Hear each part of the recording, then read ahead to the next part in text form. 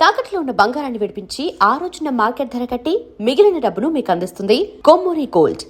బాగానే సంపాదించారు, బాగా ఈవెంట్లు చేస్తారు, జబర్దస్త్లోనే చాలా సంవత్సరాలు చేశారు. ఆ డబ్బంతా బంగారం ఉంటుంది కదా సార్, కొనుక్కోలేదు? ఉన్నది బంగారం లేదని అంటాం లేదు, కానీ ఉంది. కానీ నేను ఇప్పుడు బయట ఈవెంట్లకు వెళ్ళినప్పుడు ఏంటంటే మనకి ఎక్కువ క్రౌడ్ వచ్చి ఎవరి పనుల్లో వాళ్ళు ఉంటారు. ఆ పని మీద వచ్చేవాడు కూడా ఆ పని మీద ఉంటాడు. అలాగే మొన్న ఒక రోజు 8 days చేసేటప్పుడు ఇక్కడ మండ చైన్ ఉండేది, పోయింది. బ్రేస్లెట్ రీసెంట్గా ఒక 1.5 year అయింది, బ్రాస్లెట్ పోయింది. పోతే అప్పటి నుంచి నేనే 1 gram గోల్డ్ ఇవన్నీ పెట్టేసుకున్నా. ఏదైనా బంగారం ఉంటే గింటే ఇంట్లో పెట్టి ఏదైనా ఫంక్షన్లకు వెళ్ళినప్పుడు రిజర్వ్డ్గా ఉండేటక్కడ ఎక్కువ జనాలు లేని దగ్గర ఏదో ఒక 5 తులాలు 10 తులాలు వేసుకొని అలాగే కనబడి వచ్చేస్తుంటుంది. ఈ బ్రాస్లెట్ పోయిన దగ్గర నుంచి నాకే భయం వేసింది. ఇంకెవరు ఇప్పుడున్న రేట్లకి ఇంకా భయం, చాలా భయం వేసి వదిలేసా. చైను ఉంగరాలు 2-3 ఉన్నాయి, పర్వాలేదు. బాగుందా సార్ మీ లైఫ్ ఇప్పుడు? ఇందాక చెప్పాను కదా, బాగా సంపాదిస్తున్నారా సార్? బాగా సంపాదన అంటే సరిపోయినంత, మా ఈఎంఐలకు సరిపోయినంత. అన్ని ఈఎంఐలు ఉన్నాయా సార్? మరి ఇల్లు, అపార్ట్మెంట్. అదే అపార్ట్మెంట్ కొనుక్కున్నారు అప్పుడే కొనేసుకున్నారా? ఇది 4 ఏళ్ళు అయింది. 4 ఏళ్ళు అయిపోయింది కొనేసుకుని. 4 ఏళ్ళు అయింది. నాకు ప్లస్ పాయింట్ ఏంటంటే శివ, నా కొడుకు అందొచ్చాడు, మా అబ్బాయి సాఫ్ట్వేర్ ఎంప్లాయ్. లక్కీగా మా కూతురు లాంటి కోడలు కూడా హెల్ప్ అయింది, తను సాఫ్ట్వేర్ ఎంప్లాయ్. ఇక నేను జబర్దస్త్లో ఉండి నెలకి మా వినోద్ గురించి చెప్పాలి. ఇక్కడ మా లేడీ గెటప్ వినోద్, చమక్ చంద్ర గారి టీంలో నెలకు ఎలా లేదని నా అబ్బాయి ద్వారా మనకి 20 ఈవెంట్లు వస్తాయి. వినోద్ ద్వారా కేవలం వినోదే ఇస్తాడు నాకు. ఇప్పుడు మేము జబర్దస్త్లో ఎవరికి అంటే ఇప్పుడు ఐపరాది టీం అని, సుడిగాలి సుధీర్ టీం అని, ఆటో రామ్ ప్రసాద్ టీం అని ఉంటాయి కదా. అలా మేమేంటంటే మేము ముగ్గురం కలిసి వ్యాన్ అని ఒక టీం పెట్టుకున్నాం. వ్యాన్ అంటే VAN, వి అంటే వినోద్, ఏ అంటే అప్పారావు, ఎన్ అంటే నవీన్. నవీన్ అంటే మన జూనియర్ రాఘవేందర్ రావు ఫేమ్ గడ్డాం నవీన్. మేము ముగ్గురు. అది బాగుంది. మనకేంటంటే మనం కష్టపడకుండా కూర్చుంటే బాబాయ్ డేట్లు నోట్ చేసుకుంటాడు, టపా టపా టపా 4 డేట్లు ఇస్తాడు. డేట్లు చెప్పిన అరగంట గంటకు కానీ నెక్స్ట్ డేకి కానీ అడ్వాన్స్లు వేసేస్తాడు. ఇదిగో బాబాయ్ నీ 4 ఈవెంట్లకి డబ్బులు అడ్వాన్స్ వేసాను అంటాడు. అది మనకి ఎంత హ్యాపీ. బయట ఈవెంట్లు కాదు, బయట ఈవెంట్లు నాకు కొన్ని వచ్చినప్పుడు నేను నా ఈవెంట్లో కంపల్సరీగా వాళ్ళిద్దరు ఉంటారు. వినోద్కి ఈవెంట్ వస్తే మేమిద్దరం ఉంటాం, నవీన్కి వస్తే మేమిద్దరం ఉంటాం, టోటల్గా మేము ముగ్గురు ఉంటాం. సార్ నార్మల్గా నేను ఒకటి విన్నది ఏంటంటే ఈవెంట్లలోని జబర్దస్త్ ఆర్టిస్టుల వల్ల ఈవెంట్లకి మిగతా గెస్ట్లకి ప్రైజెస్ డౌన్ అయ్యాయి, వీళ్ళు తక్కువకి వెళ్ళిపోతున్నారు కదా అని చెప్పని అంటారు. దాన్ని మీరు యాక్సెప్ట్ చేస్తారు? ఐ అగ్రీ విత్ యూ, నేను ఓకే చేస్తాను.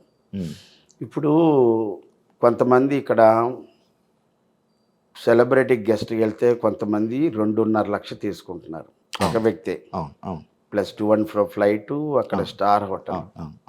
కొంతమంది 1,50,000కి 2 లక్షలకి మొత్తం టీం అంతా వెళ్తారు. నేను ఇందాక చెప్పింది 2.5 లక్షలు ఒక వ్యక్తి, ఇక్కడ 4 వ్యక్తులు 2 లక్షలకి ఇంక్లూడింగ్ ట్రాన్స్పోర్ట్ వెళ్తారు. కొంతమంది 1,00,000కి వెళ్తారు, కొంతమంది 50,000కి వెళ్తారు. ఇంకా తక్కువలో ఉన్న వాళ్ళు ఉంటే వాళ్ళు 15,000కి వెళ్ళిపోతారు. మేమంటే లేత ఉంటుంది, ముదరా ఉంటుంది. మేము టు బి ఫ్రాంక్గా చెప్పాలంటే మేము ఏ ఈవెంట్కి వెళ్ళినా సరే ఏమంటే ఇంక్లూడింగ్ ట్రాన్స్పోర్టు ముగ్గురికి 60,000 అని చెప్తాం. అంటే ఇందులో 5,000 రూపాయలు ట్రాన్స్పోర్ట్ పోతుంది. ఎగ్జాంపుల్ వైజాగ్ అనుకో, వందే భారత్లో వెళ్తే ఇటు నుంచి 2,000, అటు నుంచి 2,000 అయిపోతుంది. మేము ఇంటి దగ్గర నుంచి రైల్వే స్టేషన్కి వెళ్ళడానికి 600, 300 అవుతుంది. అలా మేము 20,000 అవుతుంది అంటాం. ఇంకా అందులో కూడా మళ్ళీ ఏమండి మనకు తగ్గించండి అంటే మనం ఏం చేయలేము. ఒక అటు ఇటు ఒక 5,000 అటు ఇటులో వెళ్తాం. ఇప్పుడు మేము అంతే అమౌంట్ కావాలని భీష్మించి కూర్చుంటే అంతకన్నా తక్కువకు వెళ్ళిపోయిన వాళ్ళు ఉన్నారు. అది మీలో మీరే కొట్టుకుంటారు. మనం ఏం చేయలేము. మన టార్గెట్ ఏంటంటే నెల అయ్యేటప్పటికి ఇదిగో మన ఈఎంఐలతోని బయటపడాలి, ఈ నెల బాగుండాలి అనుకుంటే తక్కువలో తక్కువ నాకు ఒక 3 లక్షల రూపాయలు అయితే సంపాదిస్తాం మంత్లీ. ఒక్కోసారి ఆ 3 లక్షలు కూడా రాకపోవచ్చు. ఇప్పుడు ఇదే నెల మార్చి నెల తీసుకుంటే 1, 2, 3, 4 లేదే లేదు, ఇంట్లో ఖాళీగా కూర్చున్నాం. మళ్ళీ 5, 6, 7 చేసి 8, 9, 10, 11, 12, ఈరోజు 12, 13 లేదు, మళ్ళీ 14 ఒకటి వస్తే లేదు, మళ్ళీ 15 లేదు, ఇంకంతే. సార్ ఇప్పుడు నార్మల్గా ఓపిక ఎలా ఉంటుంది? అంత ట్రావెలింగ్ అదంతా ఓపిక, ఇంకా ఎంత కష్టపడతారు మీకు అనిపించలేదా? అంటే ఇంత మీ అబ్బాయి గురించి చెప్పారు, మీకు వాళ్ళ గురించి చెప్పారు, అయిపోయింది అబ్బా స్టేజ్ అంతా అయిపోయింది, సంపాదించేశారు, కొంచెం ఖాళీ కూర్చుందా? సంపాదించేశారంటాను లేదు, నేను జబర్దస్త్ అప్పారావు సెటిల్ అయ్యాడనే మాట లేదు.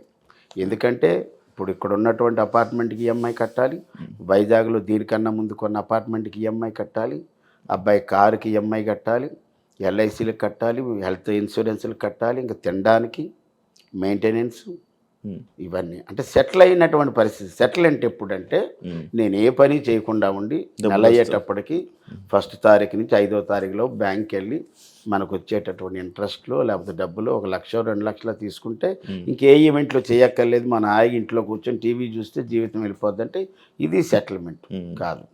ఎట్ ది ఏజ్ ఆఫ్ 59 నేను ఇంకా సెటిల్ అవ్వలేదని చెప్తా. జబర్దస్త్ పని అయిపోయింది అంటే యాక్సెప్ట్ చేస్తారండి? అయిపోయింది అంటే రేటింగ్ పడిపోయింది కాబట్టి అయిపోయింది అంటున్నారు, కానీ గుడ్ గోయింగ్ కదా, దానికి మార్పులు చేర్పులు జరుగుతూనే ఉన్నాయి. అంటే జబర్దస్త్ పడిపోయిందంటే ఒక్కొక్కరు ఒక్కొక్క రీజన్తో వెళ్ళిపోయారు, అది మీకు తెలుసు. అవును, నేను చాలామంది జబర్దస్త్ రీసెంట్గా చాలామంది ఆర్టిస్టులు చేసిన తీసేశారు, మమ్మల్ని వద్దనుకున్నారు, మేము ఉన్న రోజులు ఉన్నారు, మమ్మల్ని పీకి పడేశారు. అది వాస్తవంగా జరుగుతుంది. ఎగ్జాంపుల్ నేనే మొన్నటి వరకు నోకరాజ్ టీంలో ఉన్నా. అవును, నోకరాజు అంటే నోకరాజ్ టీంలో ఉన్న తర్వాత నోకరాజ్ అనుకోకుండా బిగ్ బాస్ లాంటి షో మా టీవీలో ఒకటి వస్తుంది కపుల్స్ది, అందుకే వెళ్ళిపోయా. Mad for each other, made for each other, mad for each other దానికి వెళ్ళిపోయాడు. సరే వెళ్ళినా గుడ్ లక్ అన్నాం. అప్పుడు ఆ టీంలో నేనున్నాను. ఉన్నప్పుడు మమ్మల్ని హోల్డ్లో పెట్టారు, ఆగా. ఇప్పుడు వాళ్ళేంటి ఇన్స్టాగ్రామ్లో ఫేమ్ ఉన్న వాళ్ళందరినీ పిలిచి ఒక 2 టీంలు ఎన్నో చేశారు. ఇంకా పాత టీంలు ఎవరంటే బుల్లెట్ భాస్కర్ గారు ఉన్నారు, తర్వాత ఆటో రంప్రసాద్ ఉన్నారు, తర్వాత చంటి గారు ఉన్నారు. ఈ 3 టీములు రాకింగ్ రాకేష్, ఈ 4 టీంలే సీనియర్స్ ఇప్పుడున్న వాళ్ళల్లో. అప్పట్లో ఉన్న 12 టీముల్లో ఇప్పుడున్నవి 4 టీంలు సీనియర్లు, మిగతా అంతా ఇన్స్టాగ్రామ్లో ఉన్నారన్నమాట. వాళ్ళు ఏంటంటే రేటింగ్ పడిపోతుంది. ఇప్పుడు వ్యాపారం పడిపోయినప్పుడు మనం ఏం చేయాలి, పాత కొత్తనో పక్కన పెట్టి ఇంకా ఏదో కొద్దిగా యాడ్ చేసి చేయాలి. ఇప్పుడు ఎంతమంది ఉన్నారు, చాలామంది ఉన్నారు. సరే వాళ్ళకి మంచి అవకాశాలు వస్తున్నాయి, మనం దాని గురించి నన్ను హోల్డ్లో పెట్టినా నేను ఇబ్బంది పడలేదు. బట్ నాకేంటంటే బాబాయ్ మీరు వస్తారు మళ్ళీని, మీరు కొద్దిగా టైం అలా అన్నారు. నేను వేరే షోకి కూడా వెళ్ళలేదు.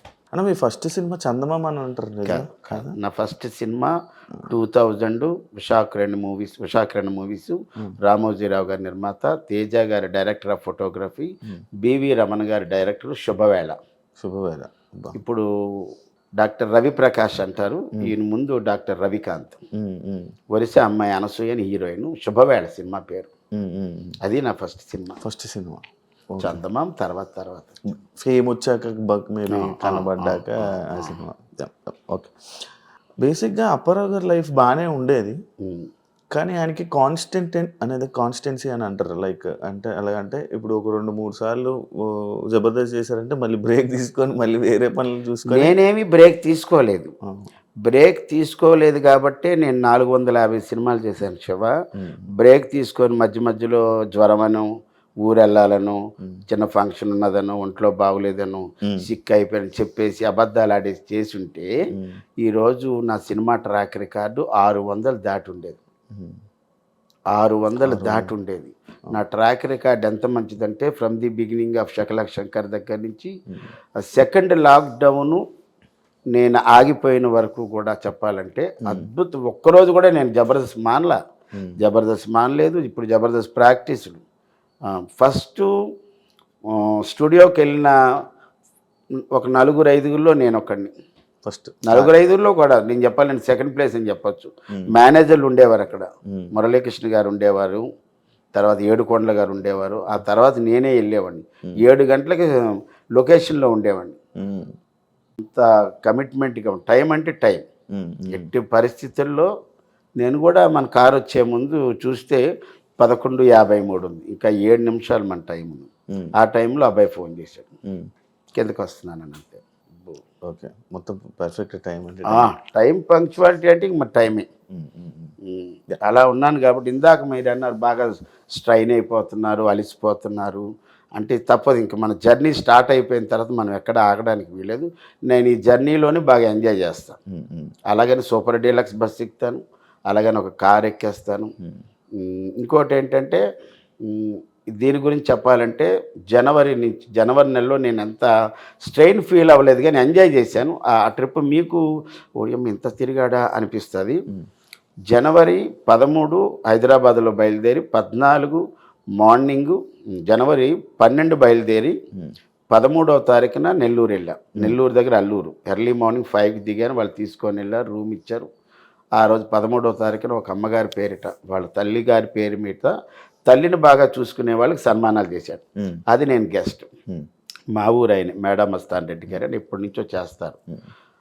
అది అయిపోయింది. 13వ తారీఖు ప్రోగ్రామ్ అయిపోయింది. 13వ తారీఖున పోలేరమ్మ ఉత్సవాలు జరిగితే అక్కడ ఉన్న వాళ్ళు అన్నారు, అప్పారాలు ఎలా మీరు ఊర్లోనే ఉన్నారు కదా, మీరు వెళ్ళేది రేపు కదా, మా పండగలోకి రండి అంటే అక్కడికి కూడా వెళ్ళాం. అది అయిపోయిన తర్వాత 14వ తారీఖు మధ్యాహ్నం, 14వ తారీఖు జనవరి 14వ తారీఖు ఉదయం 10 గంటలకి భీమవరం. మళ్ళీ ఆ నైట్ 1 o'clock బస్సు ఎక్కిస్తే 14 భీమవరం దగ్గర తాడేరు, మా పంచప్రసాద్ ఊరు అది. ఆ ఊర్లో కోడి పందాలు, అక్కడికి వెళ్ళాను. అది చూసుకొని 4 గంటల వరకు 14వ తారీఖు అక్కడే ఉండి అక్కడ కారు కట్టించుకొని పాలకొల్లు రెస్పెక్టెడ్ మినిస్టర్ నిమ్మల రామానాయుడు గారి కార్యక్రమం అక్కడ. ఏది 14వ తారీఖు రాత్రి. అదైపోయిన వెంటనే 15 మార్నింగ్ 5 గంటలకు విజయవాడ. అక్కడ 2 గంటలు పడుకొని అక్కడ మా ఫనీ అని ఉంటాడు. ఫనీ అక్కడి నుంచి మీర్జాపూర్ నూజివీడు 15వ తారీఖున అక్కడ కోడి పందాలు. 15వ తారీఖు అక్కడ మళ్ళీ సాయంత్రం 4 గంటల దాకా ఉండి 15 సాయంత్రం మళ్ళీ 7 గంటలకి పాలకొల్లు. 15 వచ్చేసి మళ్ళీ 15 మిడ్ నైట్ బయలుదేరి 16 మార్నింగ్ వైజాగ్ వచ్చి అక్కడి నుంచి కారు పట్టుకొని వినోద్ ఈవెంట్ పర్లాకిముండి. 16 అయిపోయిన వెంటనే మళ్ళీ 17 మార్నింగ్ వచ్చి వాళ్ళ ఎవరి మట్టుకు వాళ్ళు వెళ్ళిపోయారు అక్కడ డిస్పస్. వైజాగ్ నుంచి మళ్ళీ నేను రాజమండ్రి దగ్గర ధర్మవరం అక్కడ ఒక నాటకం. ఇంకా 18, 19 జబర్దస్త్ షూటింగు.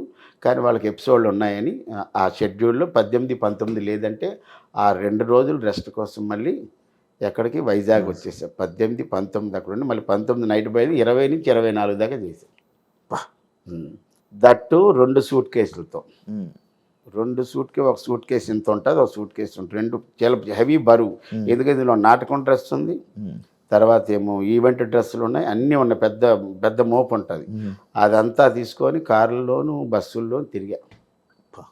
ఎక్కడ ఈ మాత్రం కూడా నేను స్ట్రెయిన్ ఫీల్ అవ్వలేదు, స్ట్రెస్ ఫీల్ అవ్వలేదు.